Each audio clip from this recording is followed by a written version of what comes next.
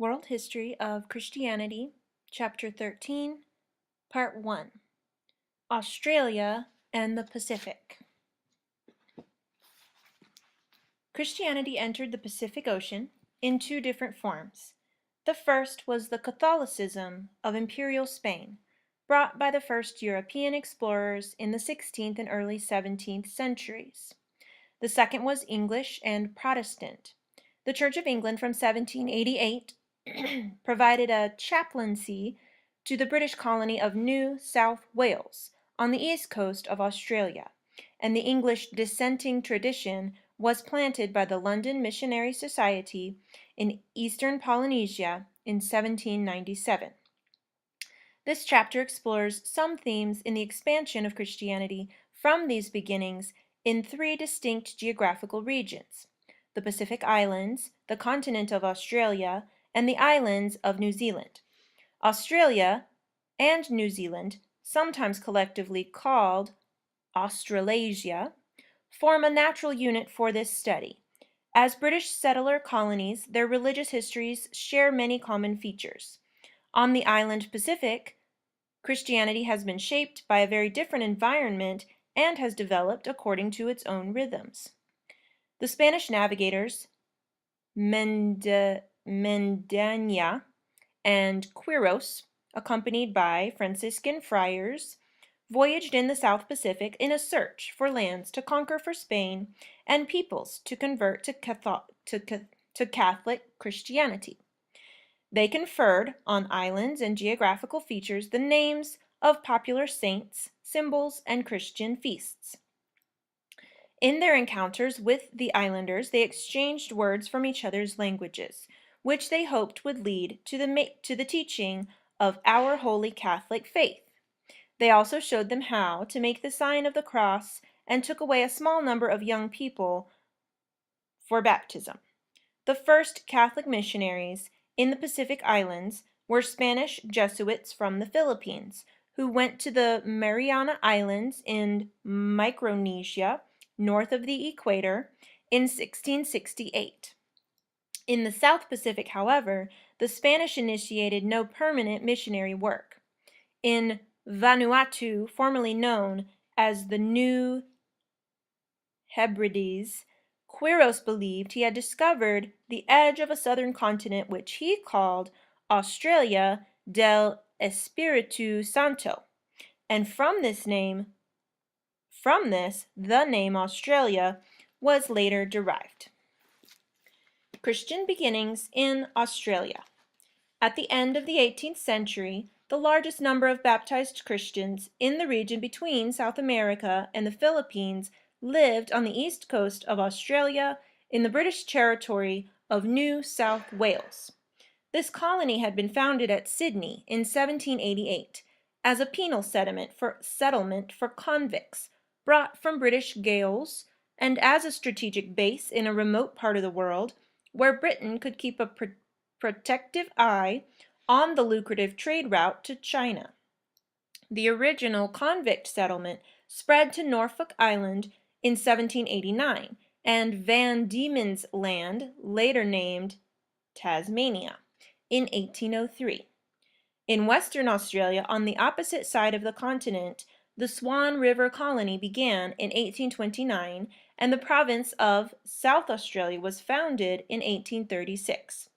The Port Phillip district was separated from New South Wales to become the colony of Victoria in 1851, and in the north, the colony of Queensland was proclaimed in 1859. Aboriginal people who had first arrived in Australia more than 50,000 years earlier were pushed aside. In the convict colonies of Eastern Australia for the first 30 years, the only official sanctioned religion was that of the Church of England, the Anglican Church. Its clergy, paid by the government as chaplains, were expected to provide a ministry to the whole population, and until the 1820s, they were the only legally authorized marriage celebrants. The early clergy were evangelicals who preached a message of salvation from sin through personal conversion and faith in Christ as Savior. However, there was no religious idealism in the decision to found New South Wales, and it was hard to recruit chaplains for a penal colony. The military and civil officers who held power there mostly saw Christianity as the means to create a disciplined and moral social order. They were slow to allocate money and labor for the building of churches, nor were many convicts moved by evangelical exhortations to repent and amend their lives. The majority of them came from those sections of English working class society that conformed to the established church without being regular churchgoers. They professed Christianity and had their children baptized, but when compelled by government orders to attend Sunday worship, they endured the prayer book service and the long sermon as part of their punishment. They resented the Anglican clergy for their formality, their strict moral teachings, and their alliance with the government and the property-owning gentry. Samuel Marsden, the most prominent of these early chaplains, was also a magistrate and successful pastoralist. He became a symbolic and controversial figure. About 1/3 of the convicts transported to Australia came from Ireland. 9 in every 10 of these were Catholics who regarded the Church of England as alien, oppressive, and heretical. The government did not trust them because of the fear that Catholic priests might encourage sedition and rebellion among their Irish flock. It was not until after the Napoleonic Wars that the British government allowed priests into the convict colonies as official chaplains. During the 1820s, the Roman Catholic Church began adjusting to its new status of a legally free, though socially inferior, religious minority in a predominantly Protestant society. Organized Christianity had a presence in the convict colonies, but its influence was limited. In New South Wales in 1836, there were 35 clergymen of all denominations in a population of 77,000. The level of church attendance was lower than in England, and clergy frequently lamented the godless and immoral society in which they lived. However, during the 1830s, and especially after the cessation of transportation to New South Wales in 1840 and Van Diemen's Land in 1853, the Australian colonies became more attractive to free and government-assisted immigrants. These were much more likely than the convicts and ex-convicts, emancipists, to be churchgoers. With financial aid from the government, the number of church buildings and clergy multiplied. The proportion of the population which habitually attended church rose to about 1 in 5 in Sydney in the late 1840s. As European settlement expanded along the coastal belt and into the interior, new congregations were formed in almost every locality. The presence of a church was seen as a sure indication of a community's piety, prosperity, and moral tone.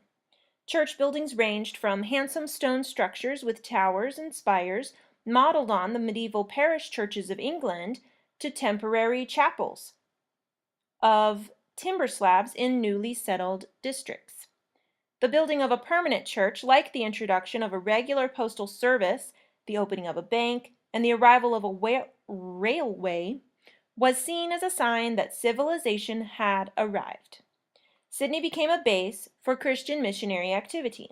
Until the 1830s, when wool became the main export, much of the wealth of the New South Wales colony was derived from the whaling and sealing industries, and Sydney was a center for trade with the islands of the South Pacific. In 1814, Samuel Marsden sailed across the Tasman Sea to New Zealand with the first group of missionaries of the Church Missionary Society, CMS, an evangelical society in the Church of England. They founded a mission among the Maori at the Bay of Islands in the far north of the North Island. This venture was followed in 1822 by a Wesleyan Methodist mission led by Samuel Lee, who had been the first Methodist missionary in New South Wales. Evangelical missionaries were optimistic about the potential of the Maori to understand and receive Christianity. On the other hand, they had a very low view of the status and capacity of the Aborigines, who were being dispossessed from their tribal lands and food supplies by British settlers and devastated by introduced European diseases. In 1814, Governor Macquarie of New South Wales founded a native institution near Sydney where Aboriginal children, under the guidance of a missionary clergyman and his wife, could be integrated into civilized society. When this assimilationist approach seemed to fail, the government moved towards a policy of protection and segregation. From the 1820s, Christian missions were granted land on the frontiers of the colony, with the object of persuading semi-nomadic Aborigines to detach themselves from traditional tribal society and settle in stable agricultural communities. For the next 100 years, almost all Aboriginal missions were organized on similar lines. They depended on governments for land and finance, and, through the separation of children from their parents, sought to create closed institutions based on Christianity, the English language, and farming. Most of these missions in southeastern Australia failed. Aborigines remained on the periphery of the white Australian missionary vision, and an Aboriginal church with its own leadership and style of worship did not begin to emerge until the mid-20th century. Christianity in the Pacific Islands. 4,000 miles away from New South Wales, in the eastern Pacific, a contingent of missionaries sent by the London Missionary Society, LMS, was attempting to preach Christianity to the people of Tahiti. The largest of the Society Islands, Tahiti had been discovered by British and French explorers in the late 1760s. Literary people were fascinated by what they read of this exotic island of love, but evangelicals were moved to prayer by the plight of the perishing heathen. The LMS, founded in 1795 by Calvinistic Methodists and evangelical dissenters, therefore decided to send its first mission to the islands of the South Seas. The founding party of missionaries, young godly artisans who were to teach civilization as well as Christianity, was delivered by the ship Duff to Tahiti in 1797, during the first phase of European contact by naval and trading vessels. The missions begun by the LMS on Tonga and the Marquesas Islands were abandoned, and the Tahitian mission came close to collapse. However, its success was assured in 1815, when the principal chief, Pomer II, having changed his allegiance from the god Oro to Jehovah, gained paramountcy over the islands of Tahiti and Moorea. This was followed by a general movement in favor of Christianity, in which hundreds of Tahitians were enrolled as candidates for baptism, observed the Christian Sabbath as a holy day, and formed village congregations led by pastors and deacons. The missionaries put the Tahitian language into written form, taught their converts to read, write, and tell the time, and translated the Bible, catechisms, hymns, and other religious works. This pattern of a popular movement, eventually embraced and supported by the chiefs within the traditional social structure, was to be repeated throughout the island Pacific. It produced a communal church in which the Christian religion was fused with chiefly authority and island custom. The church community reflected the village, so that pastors generally had high social standing and men of rank were given a prominent position in the local congregation. The spread of the Christian church in the Pacific Islands in the 19th century was shaped by geography. The overall movement was towards the north and the west. In a vast region flecked with hundreds of small islands, missionary journeys had to be made by ship. Each mission body required a vessel for the placing and provisioning of its agents. The different Protestant missions did not usually compete against each other, but by mutual agreement worked in separate island groups. This meant that when the community eventually turned to Christianity, the mission which introduced Christianity became the religion of the great majority of the population. The LMS had an early monopoly in eastern Polynesia, from where it expanded westwards to the Cook Islands, and Samoa. The CMS introduced Christianity into New Zealand in 1814. The Wesleyan Methodists were the first to undertake continuing work in Tonga and Fiji. The American Board of Commissioners for Foreign Missions, supported mainly by New England Congregationalists, founded a mission in Hawaii in 1820 and later extended its work to the Gilbert Islands, now Kiribati, and other islands in Micronesia. In Polynesian societies in the Eastern and Central Pacific, the movement of conversion was often very rapid. In Samoa, for example, 7 years after the introduction of Christianity in 1830, there was a LMS or Wesleyan chapel in almost every village, and more than 20,000 people, half the population, were under instruction. By contrast, in the Melanesian islands of the Southwest Pacific, where people lived in small and mutually suspicious communities, fragmented by geography and language, Christianity spread very slowly.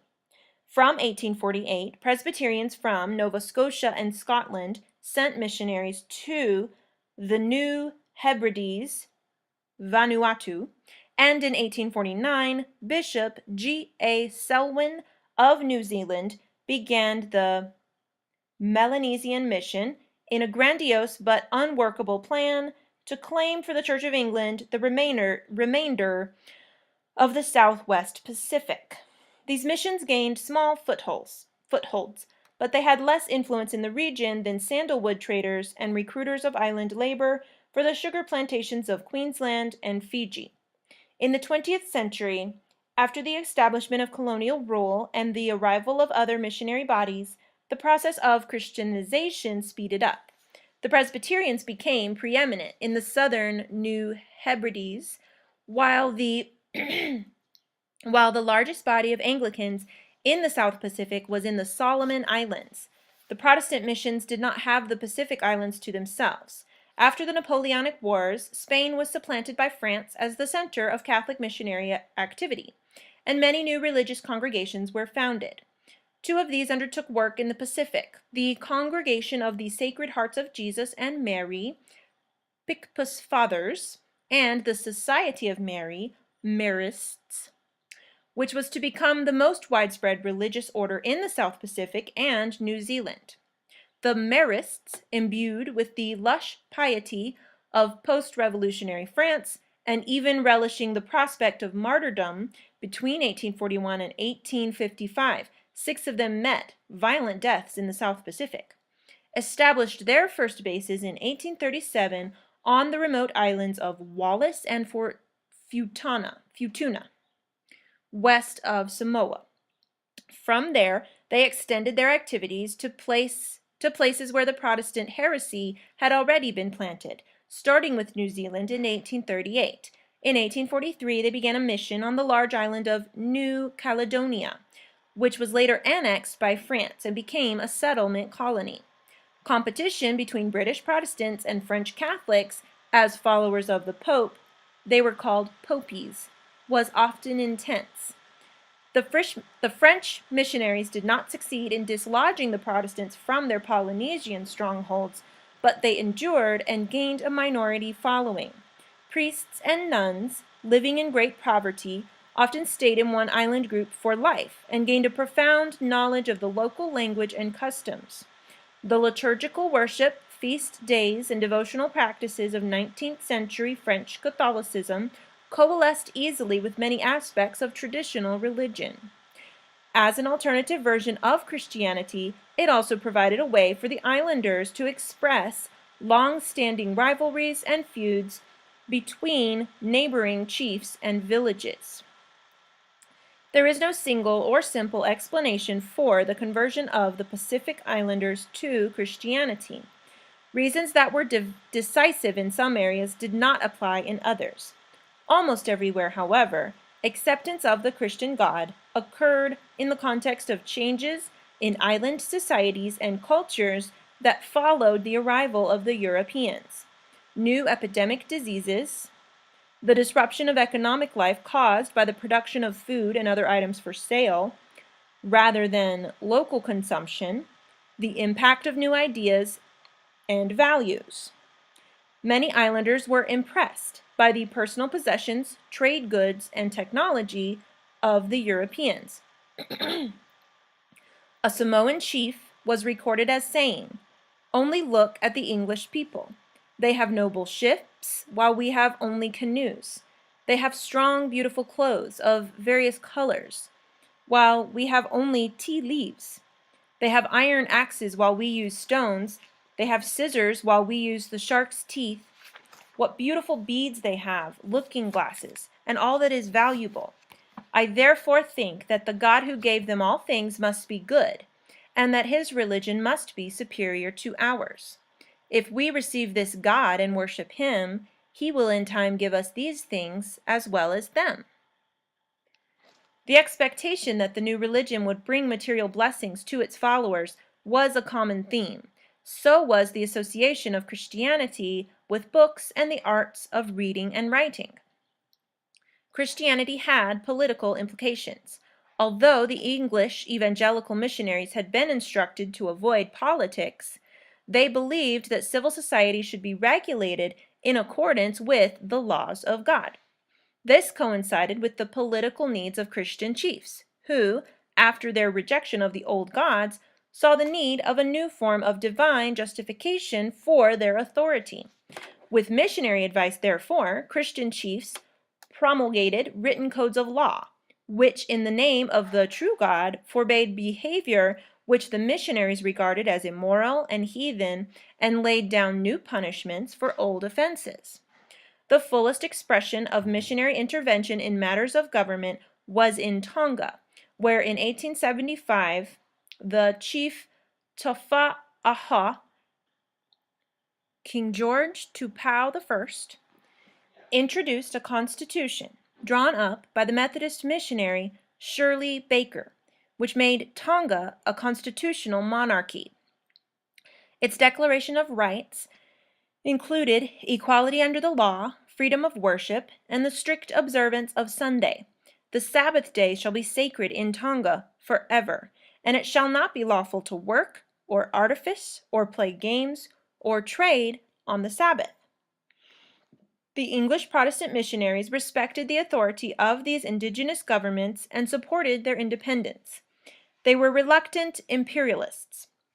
It was only after French intervention in Tahiti in the 1840s and the visible support given by French warships to Catholic missionaries that they began to turn to Britain for protection and aid. Until the end of the century, they were usually on friendly terms with visiting British warships, providing advice and local information, and they welcomed British rule when it came. By the end of the 19th century, most of the Pacific Islands had been absorbed into the colonial empires of Britain, France, and Germany, and of the former missionary kingdoms, only Methodist Tonga maintained its political independence. The missionaries did not question the right of the imperial powers to rule in the Pacific. In island Melanesia and New Guinea, British and Australian colonial administrators encouraged the extension of Christianity because it brought an end to warfare and spread a little knowledge of law and civilization, thus making their own task so much easier. In almost every Pacific Island colony, the missions provided whatever there was of schooling in the villages. At the local level, the relationship between missions and the government was typically one of collaboration, but at a distance.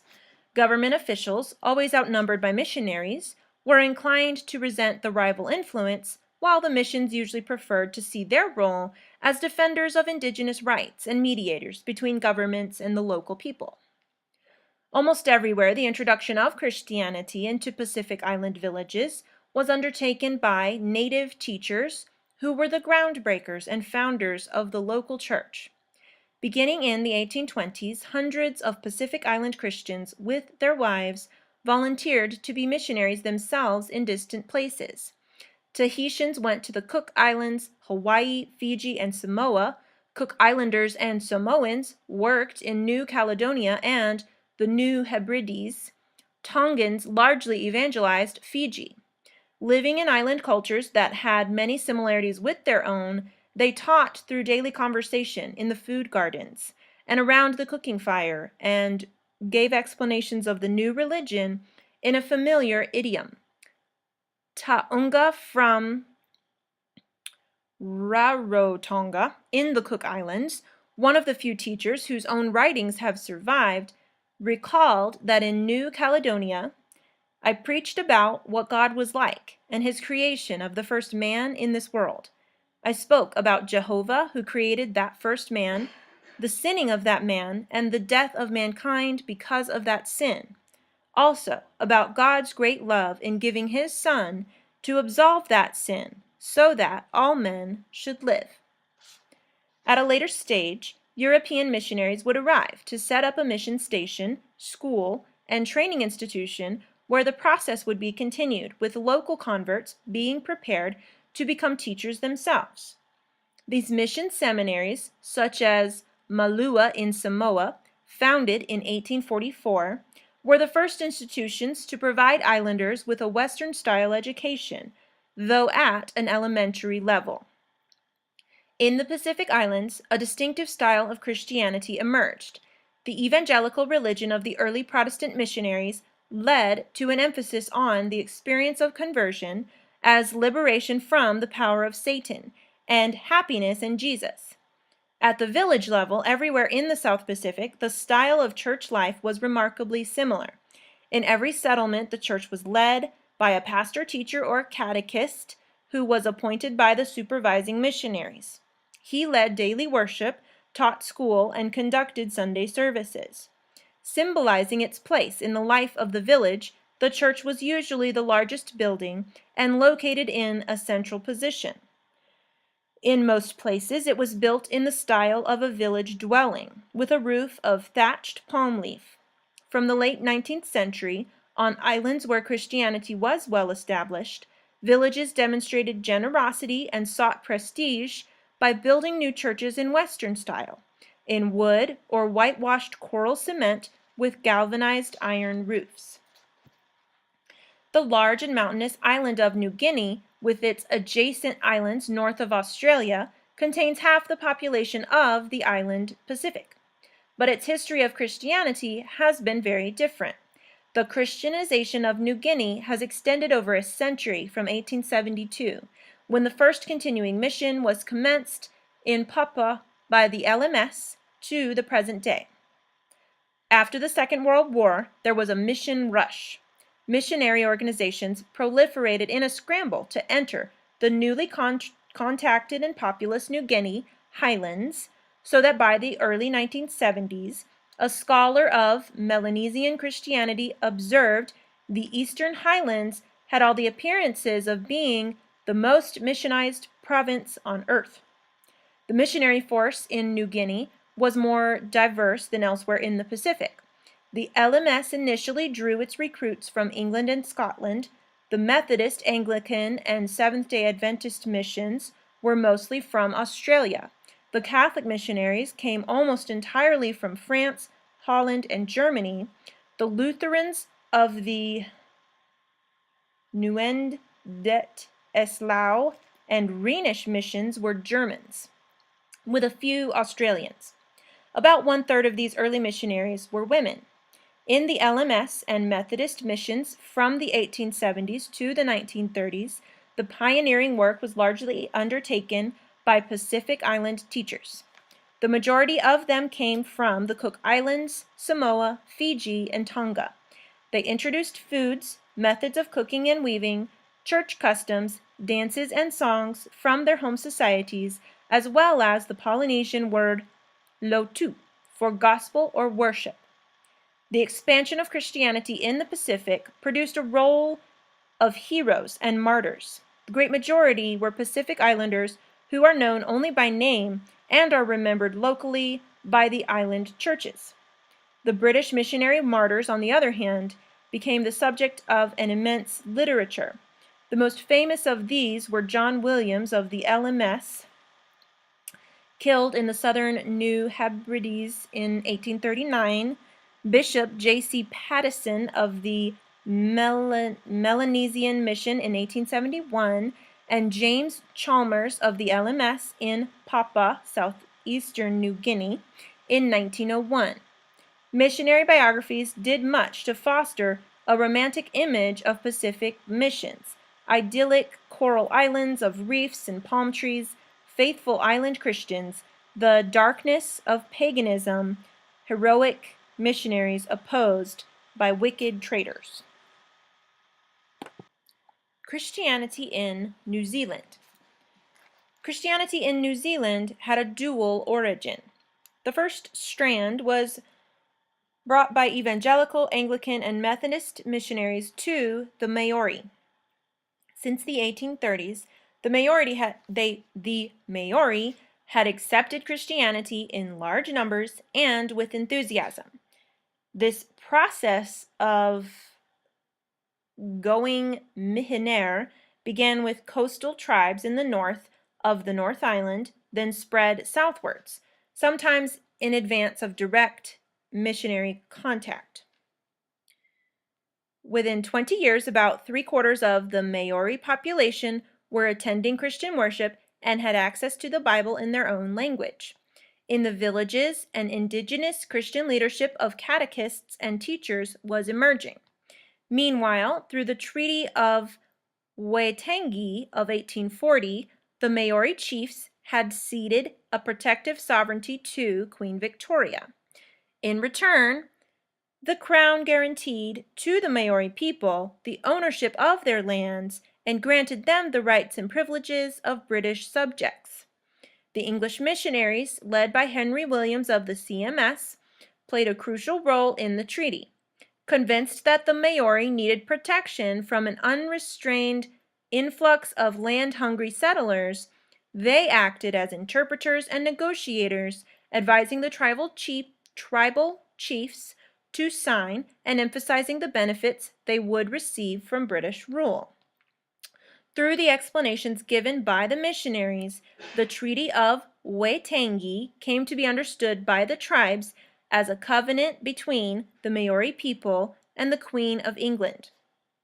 The second wave of Christianity came to New Zealand with European Pakeha settlers. They emigrated from the British Isles and the Australian colonies to trade and farm in the various settlements that were founded by private colonization groups in the years after 1840. The colony's first capital was the northern port town of Auckland. Clergymen sent to New Zealand from England and Scotland encouraged lay people to form congregations. French missionary priests, mostly of the Marist order, ministered to Catholics. Churches were built in local timber with shingled roofs in adaptations of the English Gothic style. 2 church-based colonies were founded in the South Island. In 1848, a lay association of the newly formed Free Church of Scotland planted the Otago colony at Dunedin. 2 years later, the Canterbury colony was set up at Christ Church by a group of conservative Anglicans influenced by the Oxford movement, who hoped that a purified Church of England would emerge there, far away from social and political crisis at home. Although neither colony was able to remain religiously exclusive, Otago retained a predominantly Scottish and Presbyterian character, while Canterbury was deeply influenced by its English and Anglican origins.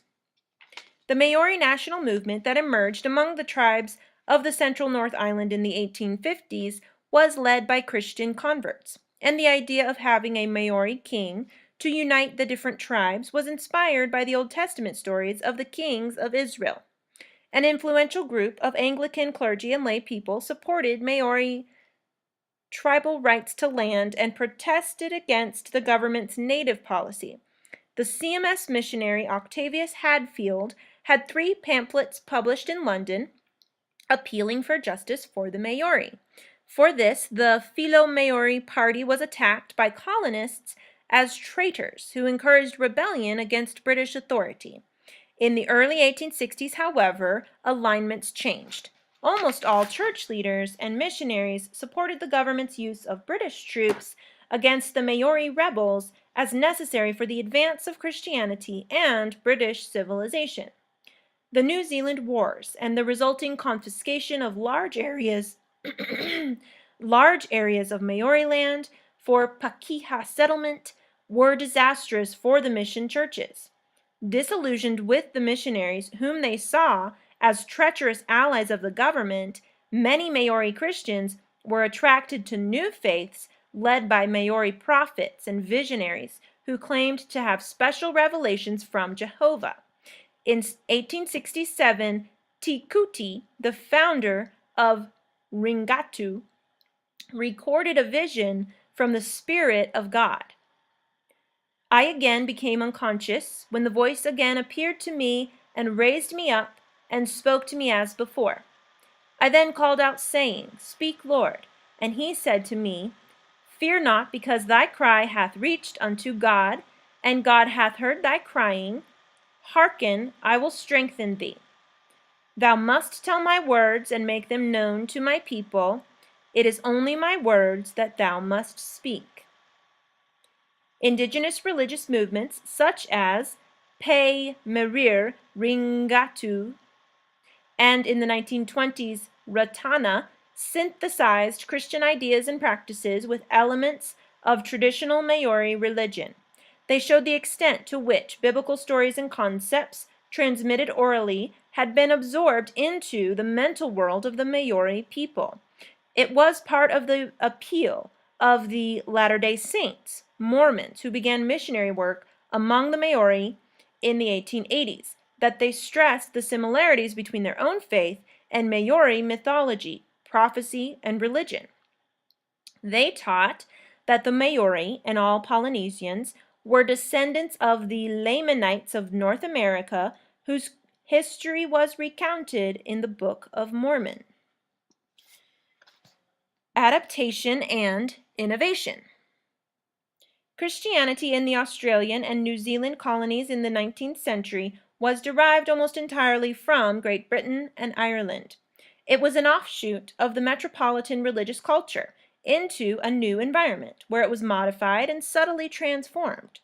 In every religious body there were tensions between traditionalists who sought to perpetuate the forms of worship and devotion, theological emphases, and church life they had known at home, and those who welcomed the opportunity to adapt them to meet the needs of a new land.